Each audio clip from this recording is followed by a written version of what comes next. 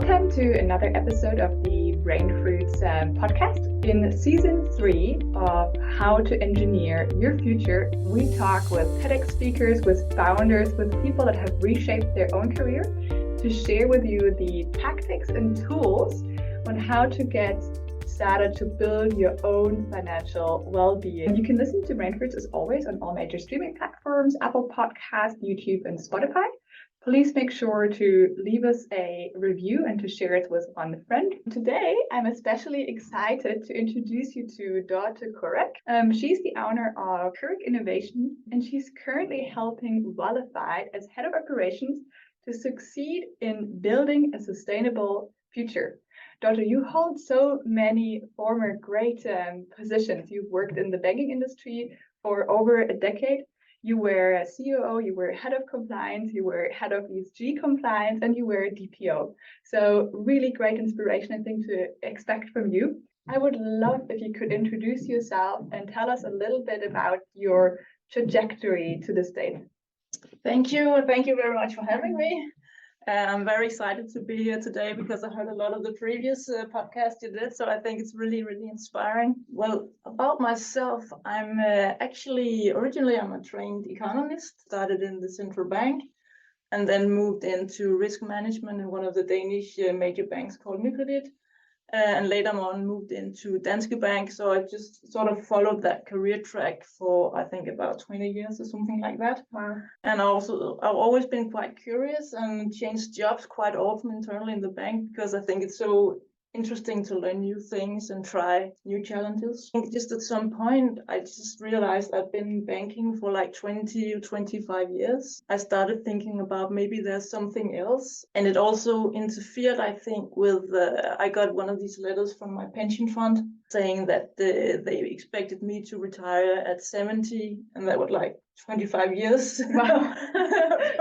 I might just staying in this job for 25 years. That sounds really, really boring. To do like a whole new career in 25 years, do a new education or whatever. So I actually just decided to quit my job and spend some months doing nothing and thinking about what I would like to do if I wasn't working in banking. And I'd always been very interested in fintech industry, and I thought it was very interesting because a lot is going on in that industry, and it changes quite fast. And I really thought it was a way of changing also the banking sector into something right for the future with a lot more impact and good solutions. Because what I experienced internally working in the large banks is that it's really, really difficult to drive innovation. It gets to be a really, really slow process, and you get frustrated along the way. Super cool to hear. I think, especially in this episode, we're going to focus on radical innovation and how it can be a catalyst for transitioning towards a more sustainable future in the finance sector. When we talk about the ESG, that really stands for environmental, social, and governmental actions. There is a huge initiative, of course, as everyone knows, going on to achieve the SDG by 2030, so the Sustainable Development Goals. And the ESG is a kind of like a vehicle of how we get there. In 2018, the EU Action Plan on Sustainable Finance was announced to drive 3 key actions, right? The first one was to reorient the capital flow towards a more sustainable economy. And then we had also to mainstream sustainability into risk management. So for risk and sustainability to get married. The third one is to foster transparency and have a focus on long-termism. Why is ESG so important, and why now for the finance sector? I think it's always been really important. When I came back from maternity leave I think it was in 2007, we had this huge financial crisis, and everything went down the hill, and the banks were accused of actually being the ones who were responsible. And at that time, I thought that the banking sector would change, that we would see a whole new different banking sector, that everybody would see how important it was to have good conduct in banks and think long-term and stuff like that. So I thought it was important since the beginning of 2000, and I was a bit alone in the banking industry. I can imagine. People were looking at me weirdly when I talked about, I thought sustainability was something that was really, really important. And then actually nothing really happened. The banks just continued. And I stopped hoping to get sustainability into banking. And at one point I started in Danske Bank. And then after, I think I've been there for 6 months, then suddenly the board in Danske Bank had decided that sustainability was something that we needed to work with in Danske Bank. And it was placed in my office totally by coincidence. Mm-hmm. And that was like, really exciting. Finally, the banks are moving and Danske Bank is going to do something about this. But I just want to highlight here that by the end of this year, we have to expect quite a big change coming from the EU. They will demand that larger companies have to report on their sustainability. So hold your horses, there is definitely some change coming in. When these mandates are enacted, we can expect around 50,000 companies in the EU that must follow the EU recommendation. It's also going to affect a lot of small, medium businesses. I'm super curious to hear from you. This is a huge bureaucratic challenge for a lot of companies to report on their sustainability, to report on what they're exactly doing. We still don't have the right metrics. How is Valified helping with this problem? Decided to ask the companies who were to lend money in Danske Bank about some ESG information and some data. And what happened was that the large companies already had all the stuff. They had these CSR reports and a lot of data, and they just gave us that, so no problem. But none of the small companies had anything, and they didn't know what it was. We tried to speak to some of the companies through the advisors in Danske Bank. Yeah. And even the advisors were not interested in talking to us because they didn't know anything about sustainability, and I didn't want to reach out to the customers about something that they didn't really understand themselves. And Jesper was starting this company Valified, who is going to solve that challenge.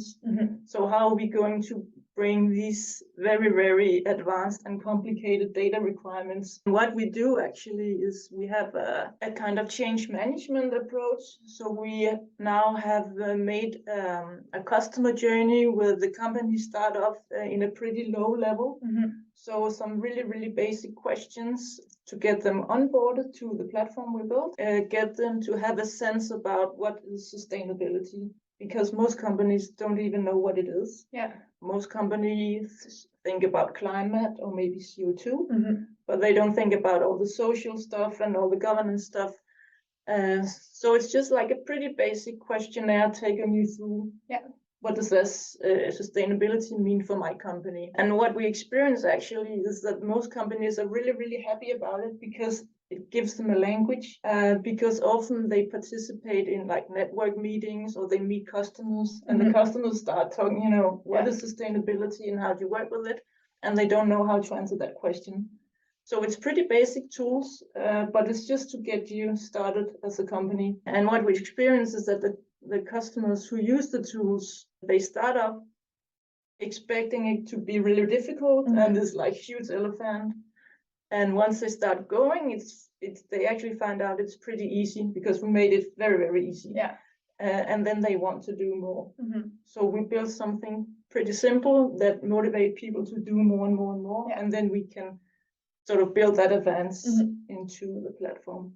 Wow, that's so it's very really innovative and also kind of complex approach, it sounds like. It's not easy, but it's very funny because we build it together with the companies and the banks. So we get all the time the feedback from the company if what we're doing makes sense or not. So we change quite a lot and quite often to make sure that we fit the needs.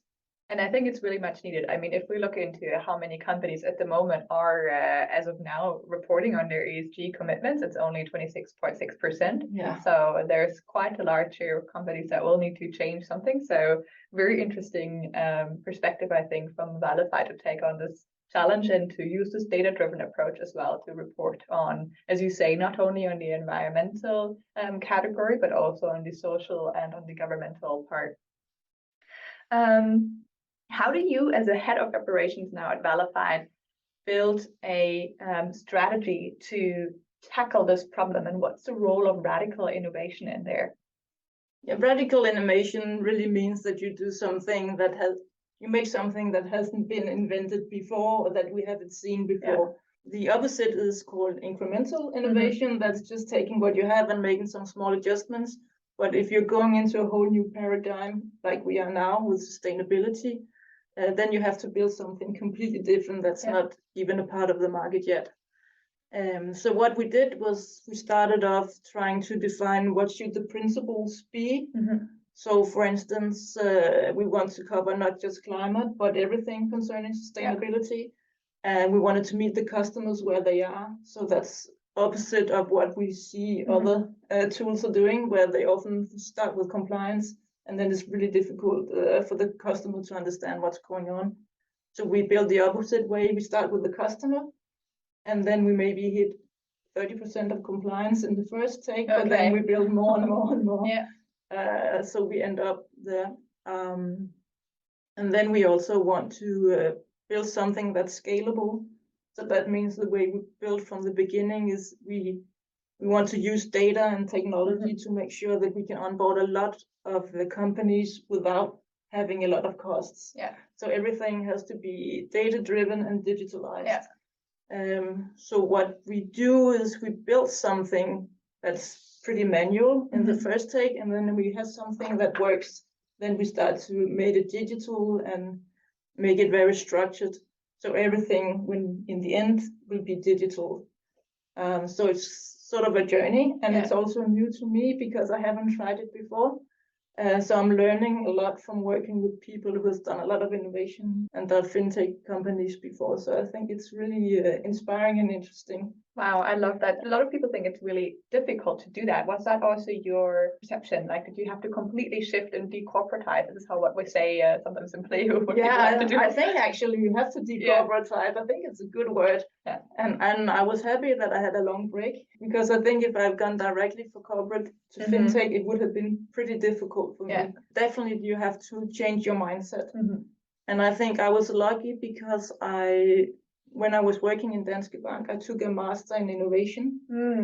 And it really changed my mindset. And it also made me understand a lot of the stuff that is going on in Valified that might seem a bit chaotic.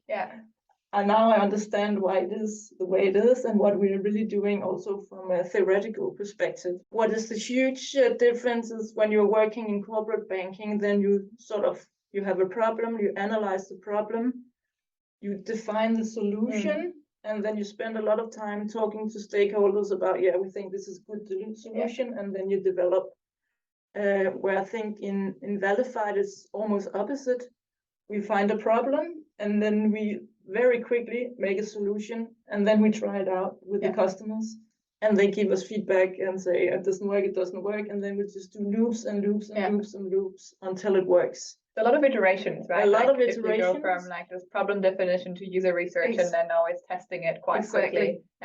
And also, I think changing your mindset from it's okay to go out with something that we know it's not going to work perfectly, and just take the feedback. Because when you're in a bank, you would really don't want to go out until you have something that's 100% perfect. I would be super curious to hear from you now. There's a lot of talk about, like, you've explained a bit how to set up a strategy and how you work with innovation, coming from the finding of a problem, building a hypothesis, and then really testing it on users and building that feedback quite quickly into future iterations. Very precisely, how do you translate such a strategy into actionable pieces? What we do is that we have actually a really strict innovation process. So we move quite quickly, and it can feel like very chaotic when you're in the process.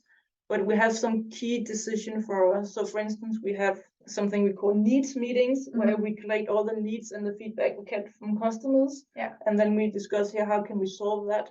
Then we have people maybe go out for 1 or 2 weeks, finding a solution. And then we have the solution meeting where we sign off, this is what we're going to do. And then we put it into tech development, and that's what go out. So even though we try a lot of ideas, and it can come from anyone, it can come from a customer or a partner we work with, or somebody just get a good idea, then the process underneath is pretty strict.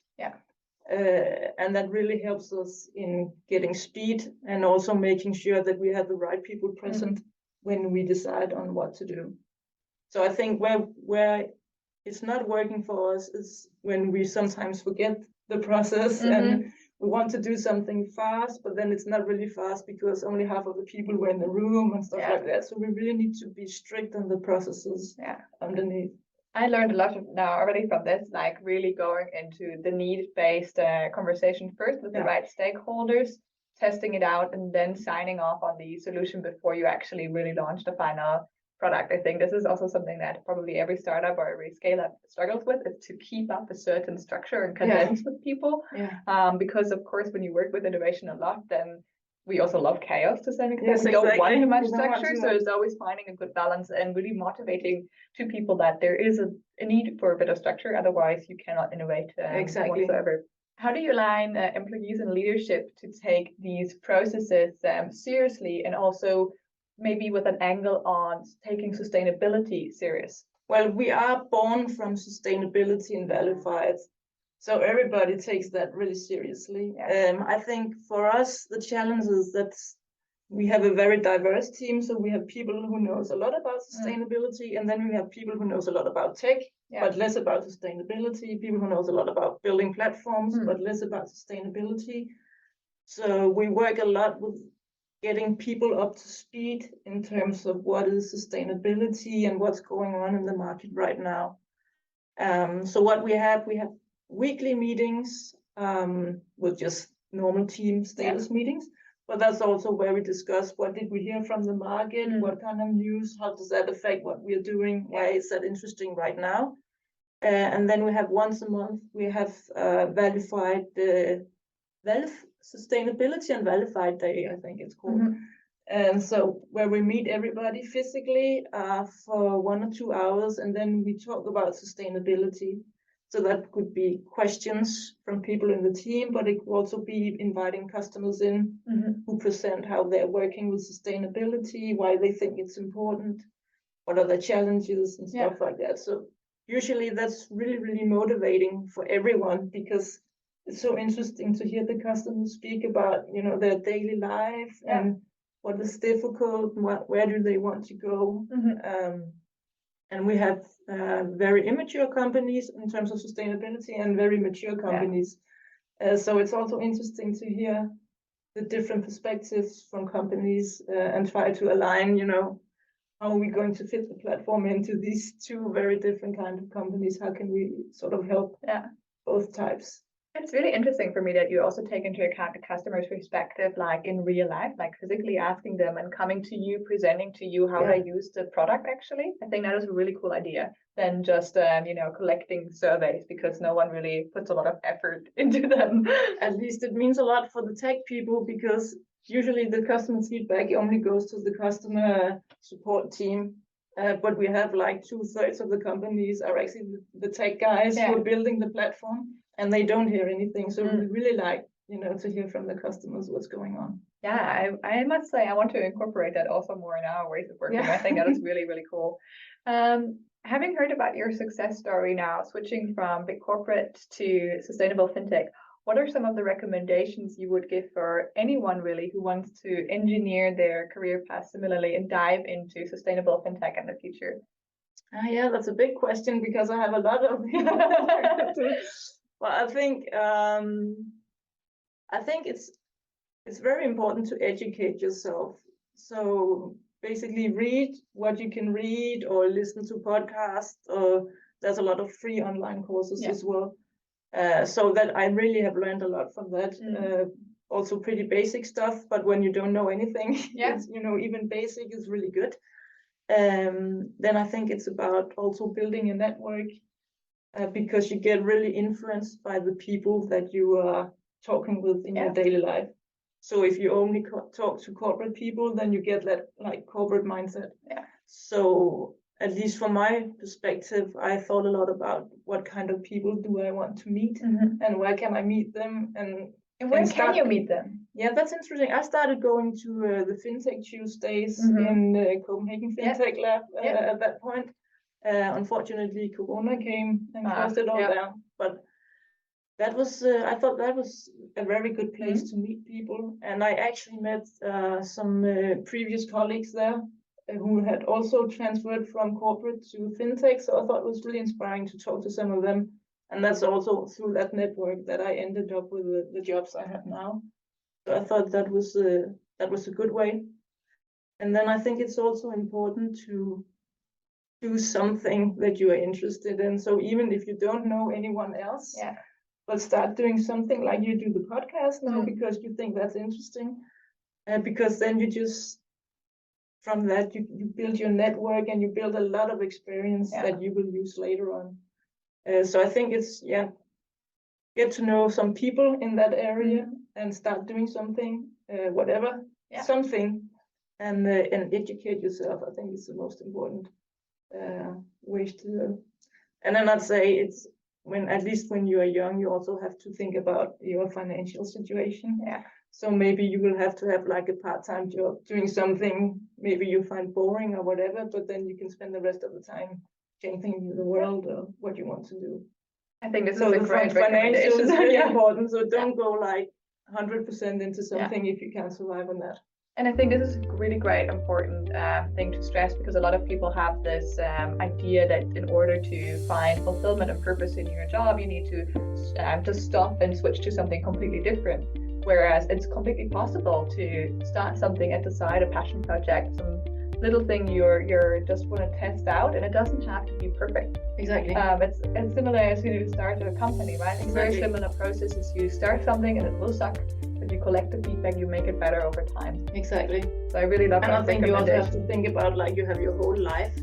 So you don't have to solve everything within the next 6 months or first year. You can just do like you could spend 10 years building something. And that's perfectly normal as well, and it works. And this is a great, really, I just want to emphasize this because there is a bit of this unhealthy speed sometimes behind building projects or building companies that is not sustainable. Exactly. So if you're interested in sustainability, it's like I think about financial sustainability, but also mental and physical sustainability. As you say, you have your whole life to grow whatever it is you are passionate about. Exactly, and especially if you have family as well, you also need to think about time and how you're spending your time. So I think it's important to have like this life cycle, like you have in sustainability perspective on what you're doing. Amazing. Thank you so much for your recommendations. They were really insightful. I'm only left to say thank you for being part of the Brain Foods podcast. It was a pleasure to have you, Dorte. Thank you very much for asking me. Pleasure to be here.